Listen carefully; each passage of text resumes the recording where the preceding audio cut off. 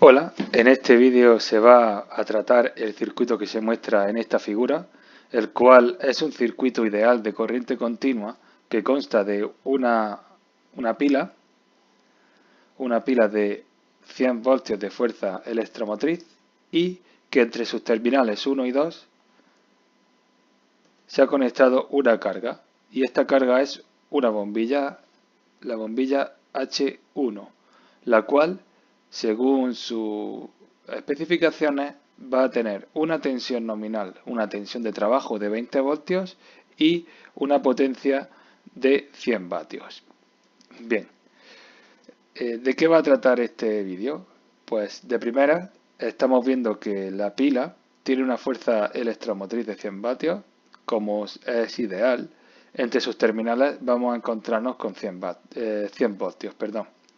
Por tanto, al conectar la bombilla entre los terminales y la bombilla soportar hasta 20 voltios, según sus especificaciones, ¿qué le va a pasar a la bombilla? Que se destruiría, puesto que la estamos sometiendo a una sobretensión, lo cual provoca la destrucción de la misma.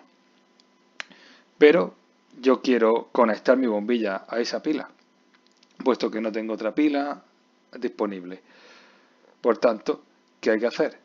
Bueno, pues recordando las propiedades de un circuito en serie, en el cual si tenemos un conjunto de cargas en serie entre sí y a ese conjunto se le somete a una tensión, esa tensión se reparte entre todos los elementos de esa serie proporcionalmente acorde con la resistencia de los mismos. De modo que cuanto mayor sea la resistencia de cada elemento, mayor tensión tendrá dicho elemento, es decir, dejando menos tensión disponible para los demás. Por tanto, basándonos en esta premisa, he diseñado este circuito en el que se ha representado nuestra bombilla como la resistencia R1 y la resistencia que quiero saber para ponerla en serie con mi bombilla como R2. R2 puede ser un conjunto de infinitísimas resistencias, pero se representa como una sola. Vamos a representarla como una sola resistencia, ¿vale? Así que, bueno, pues vamos a realizar los cálculos del circuito. Para ello, antes que nada, sentidos de tensiones y de corriente. Aquí tenemos nuestra pila, este sería nuestro polo positivo, la fuerza electromotriz de la pila llevaría esta dirección y la voy a llamar así. Entre los terminales 1 y 2 va a aparecer una fuerza, va a aparecer una tensión, que es 1, 2, y al conectar mis cargas entre los terminales de 1 y 2, pues va a circular una intensidad, la I sub 1, 2, por todo el circuito.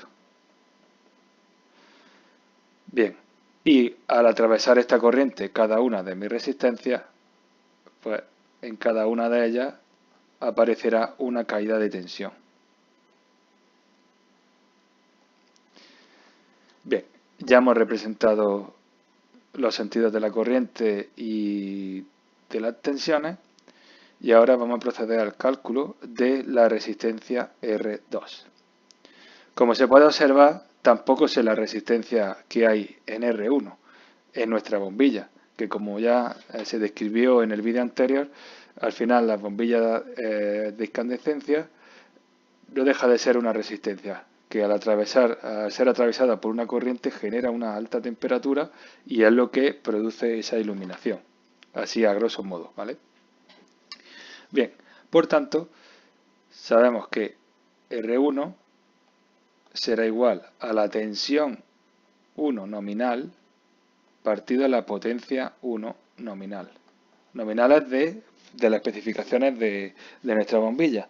Y sabemos que la bombilla es de 20, la tensión es al cuadrado, por tanto 20 voltios al cuadrado dividido 100 vatios, y esto da una resistencia de 4 ohmios. Bien,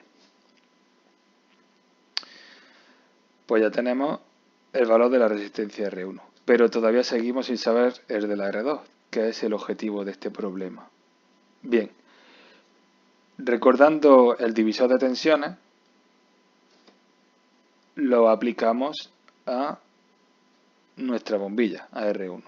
Por tanto, la U1 será igual a la tensión entre los terminales 1 y 2 por R1 dividido R1, 2. Bien, si ahora ponemos en esta fórmula los datos que conocemos, averiguaremos qué es lo que necesitamos. Bien, la tensión en 1, la tensión en nuestra bombilla, la sabemos porque es lo que queremos. Nosotros, el objetivo de este problema es establecer 20 voltios fijos en ella, en nuestra bombilla. Por tanto, 20 voltios. ¿A qué será igual? A la tensión entre 1 y 2. Como a una pila ideal, entre 1 y 2 vamos a tener los 100 voltios por la resistencia de la bombilla, 4 ohmios, ya la hemos calculado, dividido R sub 1, 2, la resistencia total. Como no sabemos, claro, la resistencia, lo voy a poner por aquí, la resistencia entre 1 y 2 es R1 más R2, y R2 no la sé, por tanto, este es el dato que no conozco. Pues bien, vamos a despejar de nuestra fórmula el valor de R sub 1, 2. Por tanto, vamos a hallar R sub 1, 2. R1, 2, R sub 1, 2, aquí va a ser 1 y 20 voltios, esto es 1 también, divido aquí entre 20 y ya he despejado el valor de R sub 1, 2. Voy a ponerlo aquí un poco más estético, dentro de lo que cabe. R sub 1, 2 sería igual a 100 voltios dividido 20 voltios por 4 ohmios. Aquí ya estamos viendo que las unidades pues se van a ir, ¿no? Va a ser igual a 1 y la resistencia entre 1 y 2 son 20 ohmios. Si vuelvo a la anterior fórmula, ya puedo despejar el valor de R2. ¿Cómo? Pues dejando, si resto en ambos miembros el valor de R1, que es el valor que sé,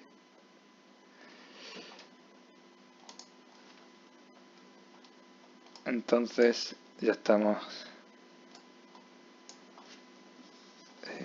Entonces quedaría tal que R2 sería igual a R sub 1, 2 menos R1. Por tanto, R sub 2 será igual a 20 menos 4. Lo vamos a poner las unidades, menos 4 ohmios. Y esto es un total de 16 ohmios. Vale, pues ya tenemos la resistencia que buscamos, la resistencia R2, que hay que poner en serie. Pero vamos a asegurarnos, vamos a ver si es cierto que ha funcionado este cálculo. ¿Cómo? Pues voy a calcular la tensión en 2 usando el divisor de tensiones, que sería la tensión entre 1 y 2 por la resistencia 2 dividido la R sub 1, 2. Bien, si sustituimos ya tenemos los 100 voltios por los 16 ohmios de R2 dividido la resistencia total. Y este da un total de 80 voltios. Vale. Esta es la caída de tensión que habría en la resistencia 2. Vamos a hacer otra comprobación. aplicando la segunda ley de Kirchhoff en cuanto a la sumatoria de tensiones, vamos a comprobar que estamos en lo cierto. Es decir, si yo sumo la fuerza electromotriz de la pila más la caída de tensión en 1 más la caída de tensión en 2, todo tiene que ser igual a 0. V1. Ya hemos visto también que la fuerza electromotriz de la pila tiene un sentido antihorario, mientras que las caídas de tensión de las dos resistencias giro horario, es decir, se van a contrarrestar. Si lo ponemos en la fórmula, tal que la fuerza electromotriz de la pila menos la sumatoria de las otras caídas de tensión va a dar 0. 100 menos los 20 voltios que quiero de mi bombilla más los 80 voltios que están cayendo en la nueva resistencia. 100 voltios menos 100 voltios igual a 0. 0 igual a 0. Por tanto, el cálculo ha sido correcto. Bien, pues esta es la forma de que queramos conectar un dispositivo, en este caso a una fuente de tensión, como es nuestra pila, pero que esa fuente de tensión ofrezca una tensión superior a la nominal de nuestro receptor y por tanto lo destruyamos. ¿Qué es lo que hay que hacer? Conectar una resistencia o un conjunto de resistencias que su resistencia equivalente, al estar en serie con nuestro receptor, permita que a nuestro receptor solo le llegue la tensión que necesitamos, sin incurrir en ello en la destrucción del mismo. Ahora bien, hay que tener en cuenta unas consideraciones. Este ejercicio, al ser inventado, los datos pueden ser muy exagerados, lejos de la realidad, pero sí en cuanto a cosas que hay que tener en cuenta. Por ejemplo, hemos puesto una resistencia en serie con nuestra bombilla. Ya sabemos que al pasar una corriente, al atravesar una corriente, una resistencia, esa resistencia consume una potencia. Y lo que hacen las resistencias con la potencia que consumen es transformarla en calor. Entonces, de momento no vamos a entrar en la conversión de potencia consumida al calor que genera, pero sí ahora voy a comprobar qué potencia estaría consumiendo esa resistencia y con ello hacer más comprobaciones en el circuito. Por ejemplo, ya tenemos, yo sé que la potencia que consume mi bombilla, puesto que va a estar trabajando a la tensión que tiene que trabajar, va a ser 100 vatios. Pero la potencia que consume la resistencia que le he puesto en serie, de momento no la sé. Sería R2 por la intensidad 2 al cuadrado. ¿Vale? Bien, ¿y cómo calculo la intensidad que atraviesa esa resistencia? Pues bueno, pues según la ley de Ohm, la intensidad de la resistencia 2 será igual a la tensión en la resistencia 2 partido la resistencia 2. Es decir, los 80 voltios que hay en la resistencia 2 dividido la resistencia 2, que es 16 ohmios. Por tanto, la corriente que vamos a tener es de 5 amperios. 5 amperios. Vale. Y aprovechando esta situación, vamos a hacer más cálculos. Es decir, como un circuito en serie, se tiene que cumplir que la intensidad que atraviesa mi bombilla es igual a la intensidad que acabo de calcular, la I2, que es igual a la intensidad, ¿vale? Pues ya tienen que ser igual a 5 amperios de momento, ¿no? Así que se va a proceder al cálculo de las demás, simplemente por comprobación. La intensidad que atraviesa mi bombilla será igual a la tensión de la bombilla, la resistencia de la bombilla. Pues 20 voltios dividido 4 ohmios, 5 amperios. Nos damos cuenta de que se cumple, ¿no? Y ahora la intensidad entre el punto 1 y 2 será la tensión entre el punto 1 y 2 dividido la resistencia total entre el punto 1 y 2. Entre los puntos 1 y 2, perdón. Pues serían los 100 voltios dividido los 20 ohmios, 5 amperios. Esto ya nos garantiza de que los cálculos han sido correctos, es decir, I sub 1 es igual a I sub 2, que es igual a I sub 1, 2. Bien, pero volviendo al caso que estaba calculando aquí, es la potencia que está consumiendo esta nueva resistencia. Pues serían 16 ohmios por 5 amperios al cuadrado, consume 400 vatios. Y ya para más comprobaciones, ya para más análisis, ya sabemos que la potencia que me entrega la pila entre los terminales 1 y 2 será la tensión entre los terminales 1 y 2 por la intensidad entre los terminales 1 y 2. 100 voltios por 5 amperios, 500 vatios.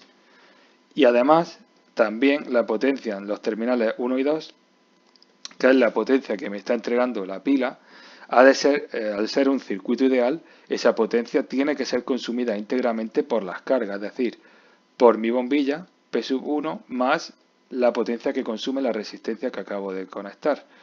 Por tanto, 500 vatios tienen que ser igual a los 100 vatios de mi bombilla más los 400 vatios que consume esa resistencia que he puesto en serie. Por tanto, está bien. El circuito ya se ha demostrado que ha sido calculado correctamente. Ahora, en un caso práctico real, con datos reales, no como estos de aquí que son muy exagerados, lo que sí hay que tener en cuenta es eso, que se pone una resistencia en serie y esa resistencia va a tener un consumo. Entonces, ¿estamos dispuestos a tener ese consumo extra?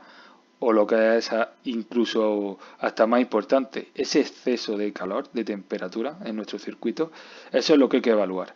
En este caso, en un circuito inventado, son supuestos que no son nada parecidos a la realidad, donde tengo una bombilla de 100 vatios y para hacer que mi bombilla funcione voy a consumir 400 vatios extra. Simplemente para usar 100 vatios. Evidentemente, si esto fuera la práctica, no sería nada viable, pero nada, porque no tiene sentido colocar una resistencia en serie que lo único que va a hacer es producir calor y hasta puede dañar partes del circuito y además voy a consumir más potencia de la que verdaderamente necesito.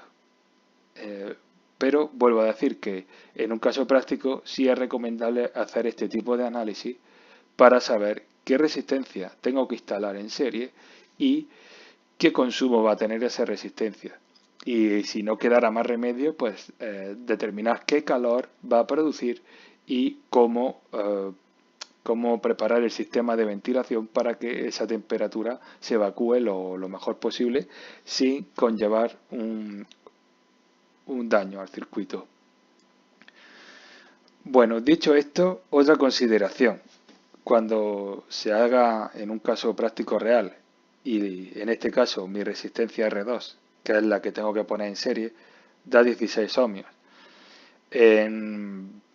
Lo dicho, o bien es un conjunto de resistencias conectadas de tal forma que vamos a conseguir 16 ohmios, o en el mercado se encuentra una resistencia de 16 ohmios. En el mercado no existe, hasta la fecha, no existen resistencias para todos los usos, es decir, hay unos estándares. No damos una resistencia de 15,2 ohmios. Este porque ha sido un número redondo, pero nunca es muy difícil que después de hacer un cálculo en el mercado encontremos el elemento exacto al cálculo que tenemos. Ahora, tenemos las premisas de que cuanto mayor sea la resistencia que ponemos en serie, menor será la tensión menor será la tensión que le va a llegar a nuestro receptor. Por tanto, en este caso sería conveniente poner una resistencia a la escala superior, es decir, si no ha dado 16 ohmios el cálculo, pero vamos a la tienda a comprar y ellos tienen el rango de o 10 ohmios o 20 ohmios, yo pondría una de 20 ohmios, porque eso me va a asegurar de que si bien a mi bombilla no le va a llegar, no le van a llegar los 20 voltios, no me voy a pasar, no me voy a exceder de voltaje pudiendo dañarla. De hecho, se puede hacer otra comprobación. Por ejemplo, vamos al mercado y solo tienen o 10 ohmios o 16 ohmios. Vale, pues si R2 fuera de 10 ohmios, ¿qué va a ocurrir? Que la resistencia entre 1 y 2 será R1 más R2. Ya hemos visto que la resistencia de la bombilla son 4 ohmios más los de R210, 14 ohmios. Por tanto, la tensión que le va a llegar a la bombilla ahora serían 100 voltios por 4 ohmios que tiene la bombilla partido 14 ohmios, que es el total. ¿Y esto en qué incurre? En 28,6 voltios. Si por el contrario en el mercado solo tenemos una resistencia de 20 ohmios,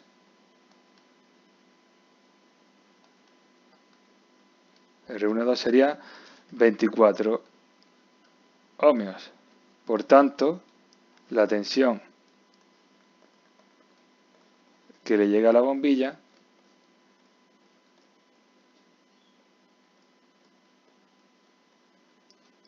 sería de 16,67 voltios. Pues bien, dadas estas dos situaciones, y si yo tuviera que elegir, yo preferiría esta, puesto que a pesar de que a la bombilla le van a llegar casi 4 voltios, casi unos 3,5 voltios menos de lo que necesitaría para iluminar correctamente, prefiero esto, que iluminará un poquito menos de lo que debería, a someterla a una sobretensión de 8,6 voltios de más. También habría que mirar las especificaciones del fabricante y determinar márgenes. Pero siempre es mejor quedarse un poco corto a pasarnos, porque al pasarnos, como mínimo, en un circuito así teórico, bueno, pues, ¿qué conllevaría? Que destruimos el receptor. Pero en un caso práctico podríamos incurrir a más peligro en las instalaciones. Bien, pues espero que este vídeo te haya ayudado a entender un poquito más sobre circuitos eléctricos y nos vemos en el siguiente.